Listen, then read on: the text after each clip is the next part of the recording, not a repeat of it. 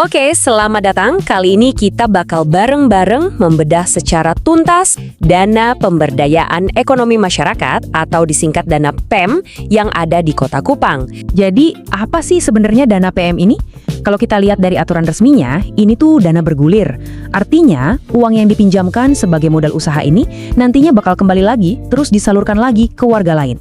Jadi muter terus. Dan yang paling penting, program ini tanpa bunga sama sekali. 0 bunga. Oke, biar kita paham program ini secara menyeluruh, kita akan bedah dalam 6 bagian utama. Mulai dari ide besarnya, cara kerjanya, siapa yang ngurusin, strategi suksesnya, gimana biar tetap jujur, sampai formula biar dana ini bisa terus berputar. Oke, kita masuk ke bagian pertama. Penting banget nih buat kita pahami kalau dana PEM ini bukan cuma sekedar program bagi-bagi duit ya.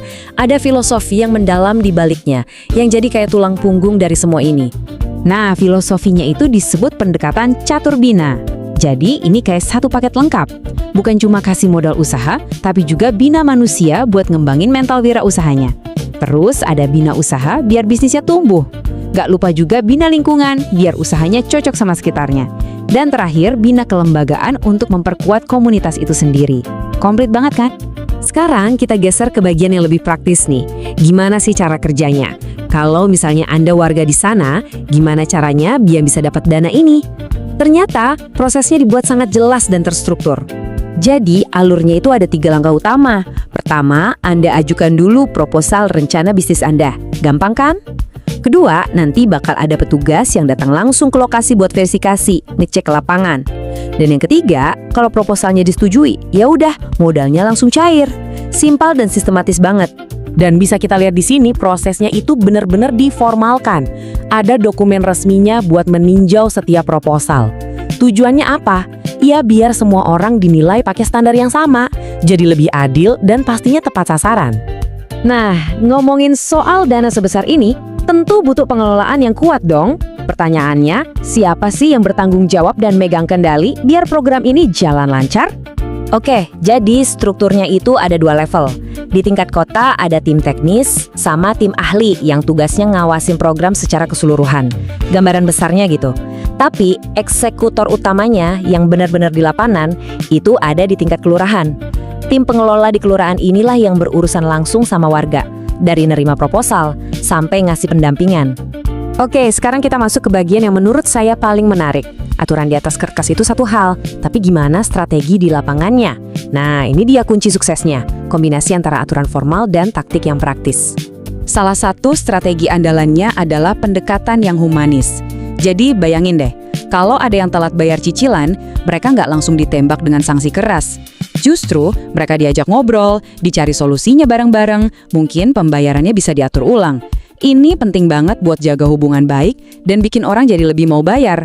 Di sini kita bisa lihat nih gimana istilah formal itu diterjemahkan jadi aksi nyata. Di peraturan namanya bina usaha. Keren kan? Tapi di lapangan artinya itu pelatihan yang super praktis. Kayak gimana sih cara jualan, gimana ngatur duit biar nggak boncos, sampai ke tips-tips marketing yang paling simple. Dan soal teknologi, ini juga keren. Sukses itu nggak harus pakai sistem yang canggih dan mahal. Mereka pakai yang simple-simple aja.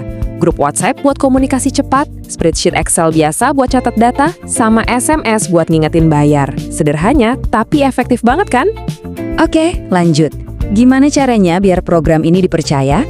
Jawabannya, transparansi. Dan di sini, aturannya ketat dan jadi harga mati. Ini fondasinya biar semua berjalan amanah. Prinsip utamanya itu udah jelas banget diatur. Pertanggungjawaban ke publik. Jadi, pengelola itu wajib hukumnya buat mempublikasikan semua dokumen pendukung. Tujuannya, biar semua orang bisa lihat uangnya dipakai buat apa aja. Terbuka. Dan aturan itu bukan cuma tulisan loh, wujudnya nyata. Pengelola harus bikin laporan rutin, entah bulanan atau tribulanan. Data-datanya juga harus disetor ke BPPD. Dan yang paling penting, laporannya itu ditempel di papan informasi kelurahan. Jadi semua warga bisa baca dan ngecek langsung. Nah, kita sampai di bagian terakhir. Jadi, poin utamanya adalah semua yang kita bahas tadi, mulai dari pembinaan, manajemen yang rapi, sampai transparansi, itu semua dirangkai jadi satu formula yang kuat. Formula buat apa? Ya, buat bikin dana ini terus bergulir dan gak berhenti di tengah jalan. Dan inilah dia formulanya. Simple tapi powerful. Transparansi plus pengawasan plus pembinaan ditambah ketegasan. Hasilnya, dana yang terus bergulir. Transparansi bikin orang percaya.